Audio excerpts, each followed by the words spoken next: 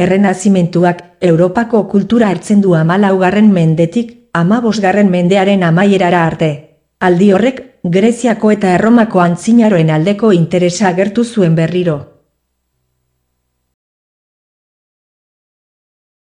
Musika, izaera erlijioso hutsa galtzen hasi zen, herri musika profanoaren eragina baitzeukan dagoeneko. Polifoniak eginkizun nagusia zeukan, bai ahots musikan bai musika instrumentalean.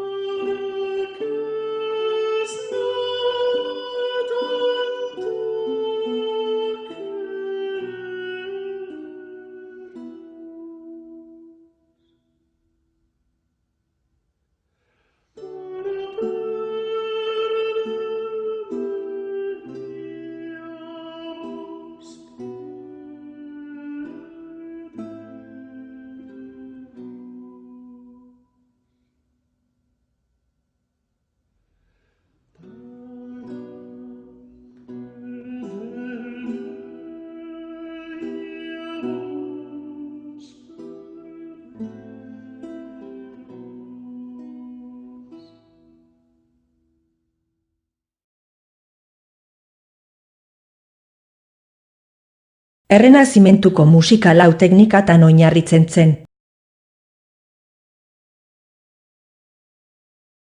Kantu nagusiaren teknika. Ahots batek melodia aurkezten du eta beste ahotsek egitura polifonikoa sortzen dute. Imitazioa erabiliz. Imitaziozko kontrapuntuan. Ahots batek melodia aurkezten du, eta beste ahotsek hori errepikatzen dute, elkarren segidan sartuta. Soinu bakarrean edo laugarren edo bosgarren distantzian sar daitezke. Teknika homofonikoa. Erritmoa eta testua berdinak dira, eta ahotsek bertikalean abesten dute. Errenazimentuan eskola polifoniko berriak sortu ziren. Hoien artean, Frantziako eta Flandesko eskola dago. Orlando Dilasok zuzentzen zuena eta moteteak, madrigalak, besteak beste, konposatu zituen. Eta Josquin Desprezek, mezak, moteteak eta chansons sortu zituen.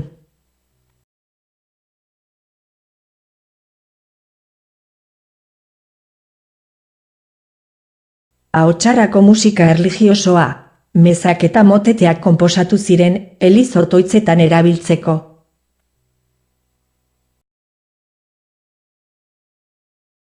Giovanni Pierluigi de Palestrina, italiarrak musika erlijioso katolikoa konposatzen zuen. Haren obra nabarmenena, Missa Papae Marcelli da.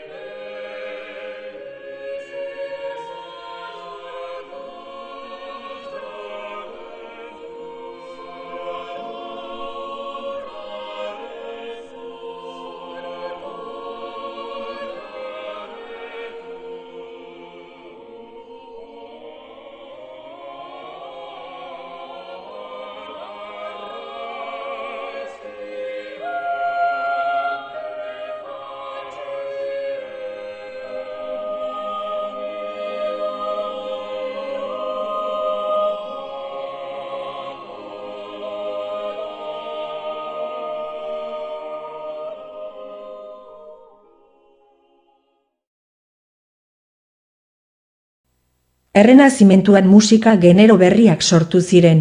Madrigala Italian agertu zen lehenengo aldiz, eta beste herrialde batzuetara hedatu zen. Espainian, bilantzikoa sortu zen. Korala protestantea, Alemanian. Nabarmendu behar da, korala erlijiozkotasun berri baten, hau da, protestantismoaren hasierarekin batera sortu zen musika forma dela. Martin Luterok sortu zuen korala protestantea.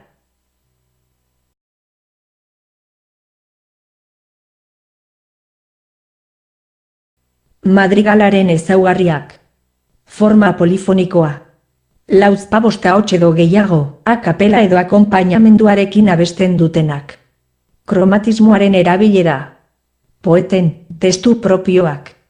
Musika profanoaren genero nagusia.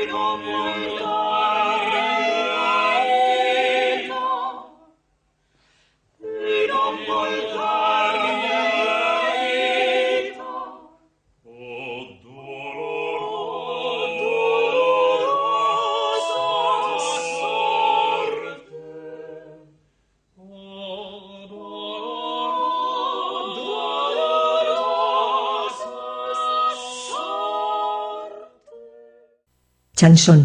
Chansonak Frantziako errenazimentuko abesti polifonikoa da. Gehienek amodiozko testuak dauzkate. Desprez eta Janeken, konpositore ospetsuenak izan ziren.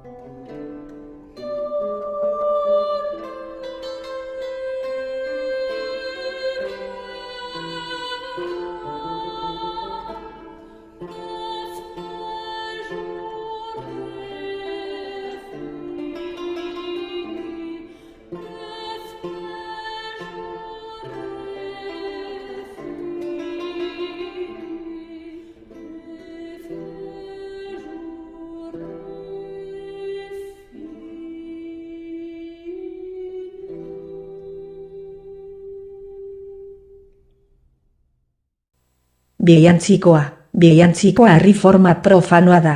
3 zatitan banatzen da. Estribilloa, kopla eta estribilloa. Juan de Lencina, bihantziko konpositore ospetsuena izan zen.